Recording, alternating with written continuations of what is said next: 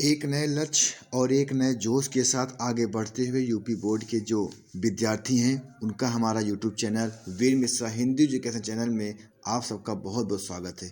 प्रिय विद्यार्थियों, हमें पता है आप सभी मन लगा करके तेज़ी से अपने सभी विषयों की तैयारी करते हुए आगे की ओर बढ़ रहे हैं और हमें आशा है कि आपका अच्छा नंबर भी आप जरूर लाएंगे।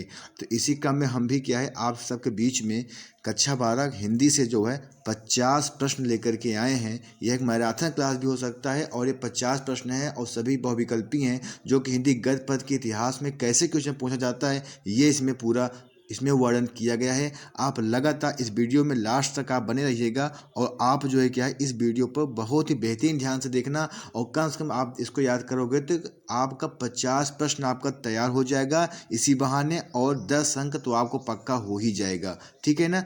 चलिए बिना देर किए हुए हम फटाफट शुरुआत करते हैं।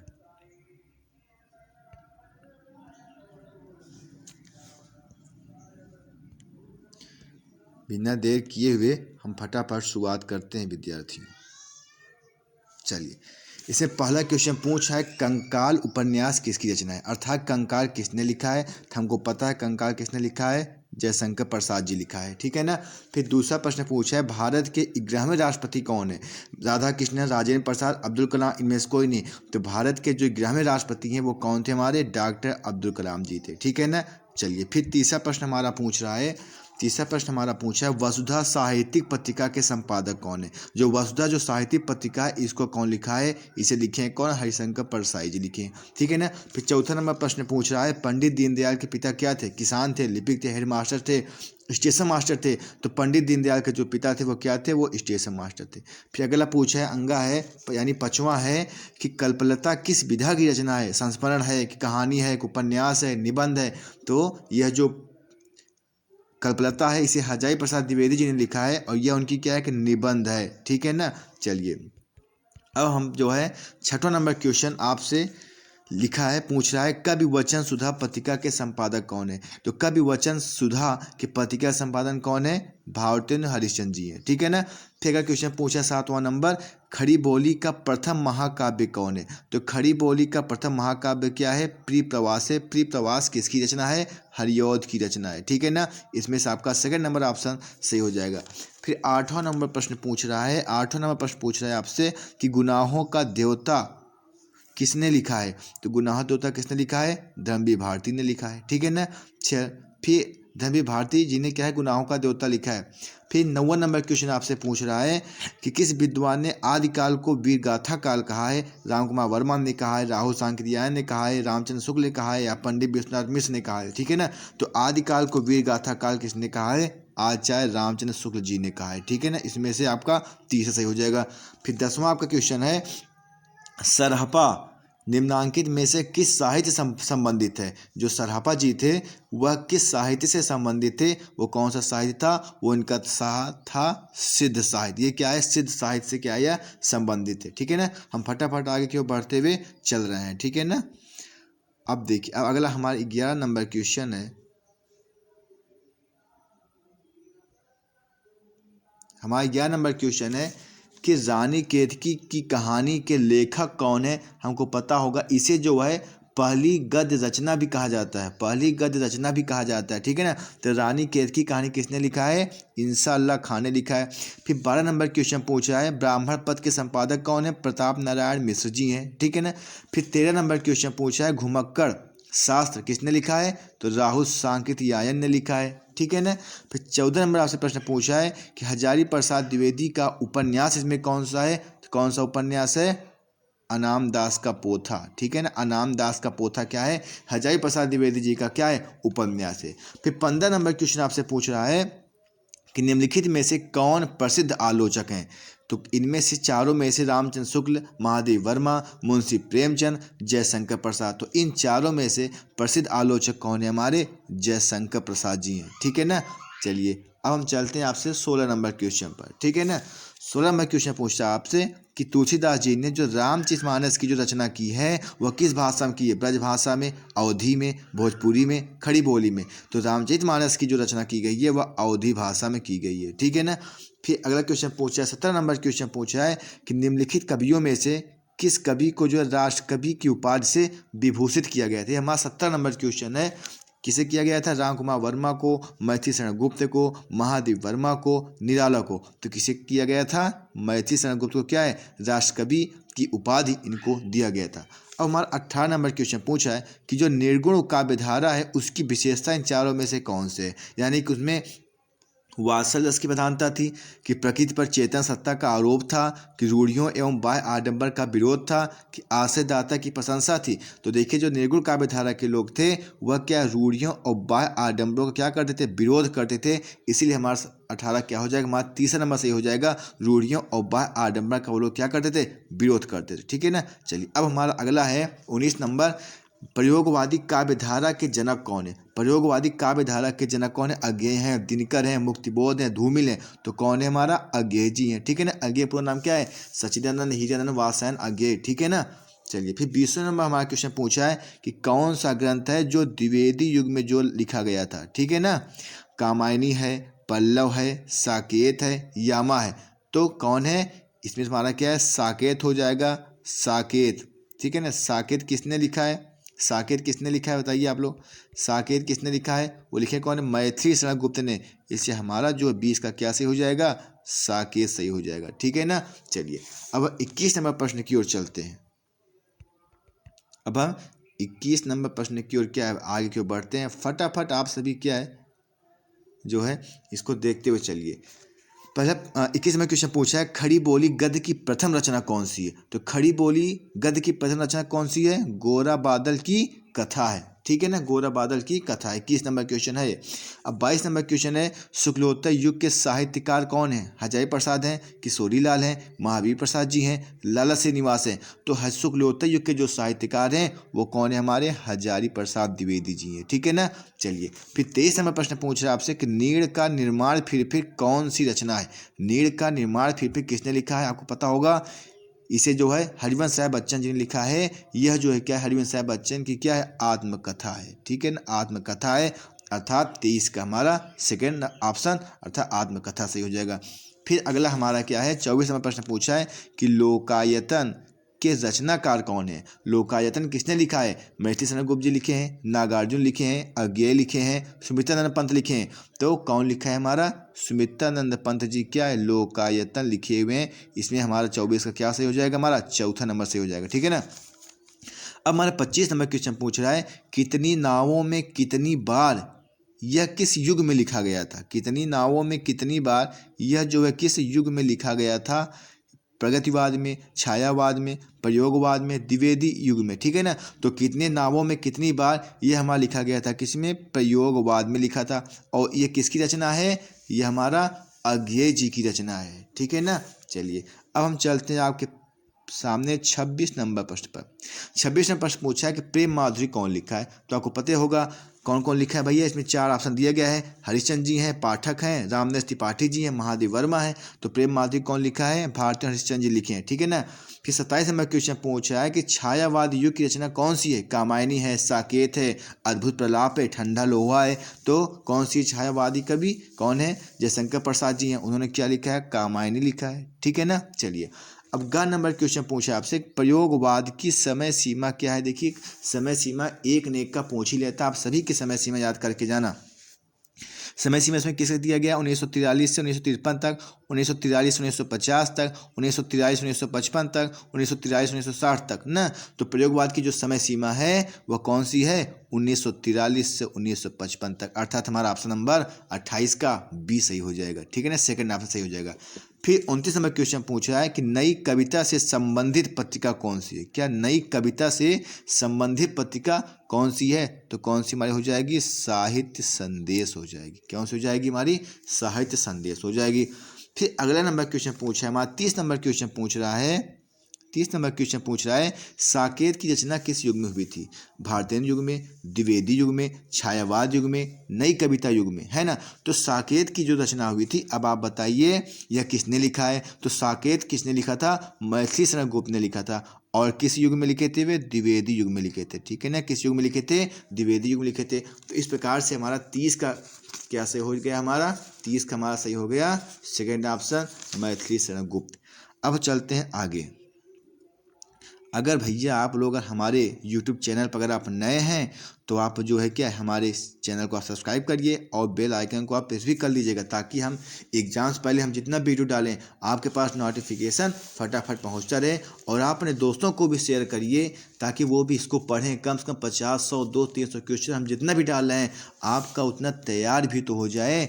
आपको पढ़ने की जरूरत नहीं है, आप बहुविकल्पी आप देखते चलिए, 10 नंबर आपका क्या हो जाएगा, कंप्लीट हो जाएगा। मैं पेपर सेट भी बनाया हूँ जो आपके लिए क्या है काफ़ी हितकर होगा, काफ़ी आपके लिए क्या है वह लाभकर होगा। ठीक है ना। अब हम आगे क्यों चलते हैं। वीर मिश्रा हिंदी एजुकेशन चैनल में आप सबका स्वागत है। आप वीडियो को अंत तक आप देखते हुए चलिए, और आपको न समझ में आए तो आप हमको कमेंट में आप पूछ भी सकते हो कौन सा क्वेश्चन है जो आपको समझ में नहीं आया है, और यह वीडियो आपको कैसा लगा यह भी आप लोग कमेंट में इसको जरूर लिखिएगा। ठीक है ना। हम आगे की ओर चलते हैं। प्रश्न नंबर हमारा क्या हो जाएगा 31। प्रश्न नंबर हमारा 31 क्या है, पूछ रहा है कि डॉक्टर हजारी प्रसाद द्विवेदी,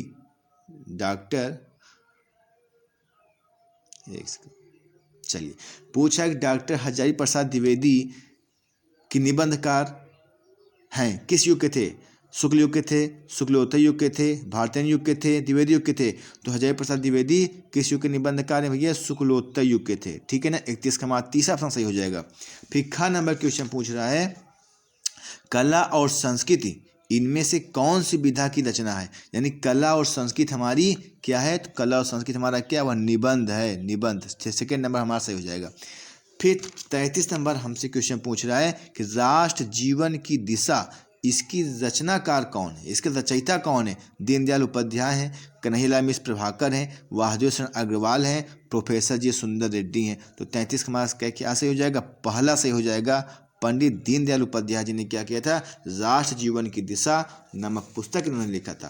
फिर 34 में प्रश्न पूछा है आपसे कि माघ का यह कथन है क्षणे क्षणे यन्नवता मुपैत तदैव रूपं रमणीयताया से किस निबंध से यह लिया गया था। कोई एक निबंध लिखा गया था इन चारों में से, इन चारों में से यह चीज़ वर्णन किया गया है। राष्ट्र का स्वरूप है, अशोक के फूल हैं, भाषा और पुरुषार्थ है, भाषा और आधुनिकता है ना। तो ये जो कथन है भाषा और आधुनिकता में क्या है, यह वर्णित है। इसमें जो शिशुपाल का वध वगैरह किया गया था, तो यही सब इसमें क्या है लिखा गया था। ठीक है ना। तो 35 नंबर क्या से हो जाएगा हमारा सेकेंड ऑप्शन। 35 नंबर का जो है हमारा सही हो जाएगा। ये हमारा 34 नंबर प्रश्न है दोस्तों, ये हमारा क्या है 34 नंबर प्रश्न है। ठीक है ना। ये हमारा क्या है 34 नंबर ना। तो कह रहा है कि इसमें कौन से हो जाएगा हमारा भाषा और आधुनिकता। ठीक है ना। चलिए अब अगला क्वेश्चन पूछ रहा है हमसे 35 नंबर क्वेश्चन पूछ रहा है तपती पगडंडियों पर पद यात्रा किसने लिखा है। तपती पगडंडियों पर पद यात्रा यह पुस्तक किसने लिखी है, किसने लिखा है। APJ अब्दुल कलाम लिखे हैं, कन्हैयालाल जी लिखे हैं, दीनदयाल लिखे हैं, जनन कुमार लिखे हैं। तो कौन लिखा है इसमें से हमारा कन्हैयालाल मिश्र जी क्या है लिखे हुए हैं। यह क्या है तपती पगडंडियों पर पद यात्रा है। कौन लिखा है, कन्हैयालाल मिश्र प्रभाकर जी लिखे हैं। तो हमारा 35 का कौन सा सही हो जाएगा, हमारा सेकेंड ऑप्शन सही हो जाएगा। ठीक है ना। चलिए ये सारे क्वेश्चन बहुत जरूरी है। आप 100-200 क्वेश्चन इससे आप याद कर लोगे तो आपके एग्जाम में काफ़ी आपके लिए क्या महत्वपूर्ण होगा। अब चलते हैं 36 नंबर क्वेश्चन पर। 36 नंबर क्वेश्चन पूछा है सुमन राजे, ये जो सुमन राजे है, सुमन राजे की कविताएं किस सप्तक में लिखा गया था। दूसरे सप्तक में, तीसरे में, चौथे में, तार सप्तक में, है ना। तो किसने लिखा था हमारा, इसे अगेज ने लिखा था। किसमें लिखा था, चौथे सप्तक में। ठीक है ना। यह जो है चौथे सप्तक में अगेज ने क्या है सुमन राजे के बारे में क्या है लिखा था, कविताएं लिखे थे। फिर 37 नंबर क्वेश्चन पूछा है जगन्नाथ रत्नाकर की कौन सी रचना इसमें से नहीं है। 4 ऑप्शन दिए गए, समालोचनादर्श, श्रृंगार लहरी, वीराष्टक, अधिकिला फूल। ठीक है ना। तो रत्नाकर जी किसमें कौन सी रचना नहीं है, वो कौन सी नहीं है, अधिकिला फूल नहीं है, क्योंकि अधिकिला फूल किसने लिखा है, हरिऔ जी ने लिखा है। ठीक है ना। चलिए अब जो है 38 नंबर क्वेश्चन पूछ रहा है कि सुमित्रानंद पंत को साहित्य अकादमी पुरस्कार किस रचना पर उनको मिला था। लोकायतन पर, चिदम्बरा पर, ग्राम्या पर, कला और बूढ़ा चाँद पर। तो सुमित्रानंद पंत को किस पर मिले थे, कला और बूढ़ा चाँद पर इनको क्या है साहित्य अकादमी पुरस्कार इनको मिला था। ठीक है ना। चलिए अब हमारा 39 नंबर प्रश्न है इनमें से कौन सी काव्यकृति दिनकर जी की है। यानी 4 हैं, इसमें से कौन दिनकर जी लिखा है। चक्रवाल, रश्मिबंध, अनामिका, गंधवीथी, ठीक है ना। तो रामधारी सिंह दिनकर इसमें कौन सी रचना है? चक्रवाल। चक्रवाल क्या है? रामधारी सिंह दिनकर जी ने क्या है इसको लिखा है, ठीक है ना। अब 40 नंबर हमारा प्रश्न पूछ रहा है कि धर्म और ईश्वर के प्रति अनास्था, ध्यान देना, आस्था नहीं लिखा है, अनास्था लिखा है, किस काल की देन थी? छायावाद की, प्रगतिवाद की, प्रयोगवाद की, नई कविता काल की, है ना। तो देखिए धर्म और ईश्वर के पे जो अनास्था है वह हमारी क्या है? प्रगतिवाद युग की है, ठीक है ना। प्रगतिवाद युग में क्या है? धर्म और ईश्वर के प्रति क्या अनास्था, ये सभी क्या है बताए गए थे, ठीक है ना। हमारे 40 प्रश्न पूरा हुआ। अब हम चलते हैं 41 नंबर प्रश्न पर। हम चलते हैं 41 नंबर प्रश्न पर।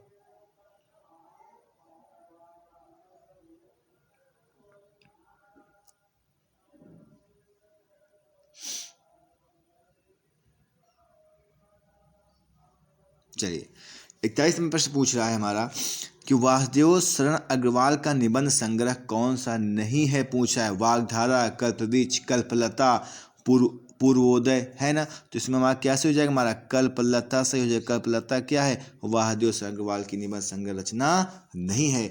अब चलते हैं 22 नंबर पर। दीप जले शंख जले यह संस्मरण विधा है, और इसे किसने लिखा है? जयनेन्द्र कुमार, कन्हैयालाल मिश्र जी ने, हरिशंकर परसाई जी ने, उपेंद्र नाथ अश्क ने, है ना। तो दीप जले शंख जले किसने लिखा है? यह किसने लिखा है? यह जो लिखे हैं कन्हैयालाल मिश्र जी का यह है, ठीक है ना। चलिए फिर 43 नंबर प्रश्न पूछा हमसे, हजारी प्रसाद द्विवेदी को किस उपन्यास को रैक्य आख्यान, अर्थात इनके किस उपन्यास को रैक्य आख्यान क्या है कहा जाता है? तो रैक्य आख्यान किसे कहा जाता है? अनामदास पोथा का दूसरा नाम है, इन्हीं को क्या कहा जाता है? रैक्य आख्यान कहा जाता है, ठीक है ना। अब चलते हैं 44वें प्रश्न पर। भारतीय अर्थनीति का अवमूल्यन इस पुस्तक को किसने लिखा था? एपीजे अब्दुल कलाम ने, सुंदर रेड्डी ने, दीनदयाल उपाध्याय ने, रामधारी सिंह दिनकर ने। तो भारतीय अर्थनीति का जो अवमूल्यन है इसे किसने लिखा था? पंडित दीनदयाल उपाध्याय जी ने क्या है इसको लिखा था, ठीक है ना। अब 45 नंबर क्वेश्चन पूछा है, इन चारों में से कौन सा सुंदर रेड्डी का ग्रंथ है? और अंत में वैचारिकी, मिशन इंडिया, मंदाकिनी। तो इन चारों में से क्या है? भारतीय सुंदर रेड्डी का ग्रंथ कौन सा है? तो हमारा क्या से हो जाएगा? वैचारिकी, ठीक है ना।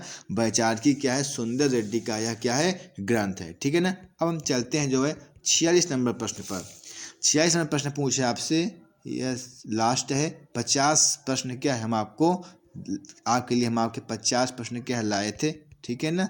और आप जो है क्या है 50 प्रश्न आप बेहतरीन ढंग से आप पढ़ते हुए चलिए, ताकि आप कैसी बहाने 50 प्रश्न आपका तैयार हो जाए, ठीक है ना। चलिए 46वां प्रश्न पूछे आपसे कि अज्ञेय द्वारा संपादित किस सप्तक में कोई कवियत्री का वर्णन नहीं किया गया है? अज्ञेय ने जो तार सप्तक लिखे थे, संपादक किए थे, इन चारों ऑप्शन में से तार सप्तक में, दूसरा सप्तक में, तीसरे में, चौथे में, तो किसमें किसी कोई कवियत्री का संकलन नहीं किया गया है? वो कौन था? पहला, अर्थात तार सप्तक में क्या है? कोई भी लेखिका का कोई भी कवियत्री का वर्णन नहीं किया गया है, ठीक है ना। तो खा नंबर क्वेश्चन पूछा है, इनमें से भारतेंदु हरिश्चंद्र की रचना नहीं है, ध्यान देना, नहीं पर आप जरूर ध्यान दिया करो, ठीक है ना। चंद्रप्रभा, कलकासी, सरयू पार की यात्रा, प्रेम प्रलाप, ठीक है ना। तो इन चारों में से हमारा सही हो जाएगा कलकासी से हो जाएगा, ठीक है ना। क्योंकि जो कलकासी है वह जगन्नाथ रत्नाकर जी की द्वारा रचित यह क्या है? पुस्तक है, ठीक है ना। 48 नंबर हमारा क्वेश्चन पूछा है कि हरिऔध जी द्वारा लिखित पारिजात, ये जो पारिजात लिखा है हरिऔध जी ने, यह किस सर्ग में इसका प्रस्तुत किए थे? 17 में, 18 में, 12 में, 15 सर्गों में। तो कम से कम जो है पारिजात में हमारे विद्यार्थियों इसमें से 15वें सर्ग में क्या है? 15 सर्ग में क्या है? पारिजात का वर्णन किया गया है, ठीक है। और 49 नंबर प्रश्न पूछ रहा है कि इनमें से मैथिली शरण गुप्त की रचना कौन सी है? चित्राधार है, प्रदक्षिणा है, आराधना है, ग्रंथविधि है, ठीक है ना। तो मैथिली शरण गुप्त की रचना इसमें से क्या है? चित्राधार है, ठीक। कौन सी है? चित्राधार है। और 50 नंबर क्वेश्चन पूछ रहा है हमसे आपसे, 50 नंबर क्वेश्चन पूछ रहे हैं कि सच्चिदानंद हीरानंद वात्स्यायन अज्ञेय को इनमें से किस काव्यकृति पर ज्ञानपीठ पुरस्कार मिला था? अर्थात अज्ञेय जी को जो क्या है ज्ञानपीठ पुरस्कार किस पुस्तक के अनुसार इनको मिला था? आंगन के पार द्वार, ऐसा कोई आपने घर देखा है, कितनी नावों में कितनी बार, अरि ओ करुणा प्रभावमय, ठीक है ना। तो 50 का हमारा सही हो जाएगा तीसरा ऑप्शन, कितनी नावों में कितनी बार, कितनी नावों में कितनी बार, यह जो है क्या है 50वां का हमारा थर्ड ऑप्शन सही हो जाएगा। इसमें अज्ञेयजू को क्या है ज्ञानपीठ पुरस्कार क्या है मिला हुआ था, ठीक है ना। इस प्रकार से विद्यार्थियों हम आपके लिए 50 बहुविकल्पी आपके लिए लाए हैं और आप जो है क्या है इस सारे को बहुविकल्पियों का आप ध्यान से देखना, ठीक है ना। और वीडियो कैसा लगा आप कमेंट आप इसको जरूर बताना। इसी बहाने आपका 50 प्रश्न आपका तैयार हो जाएगा, ठीक है। फिर विद्यार्थियों बहुत बहुत धन्यवाद।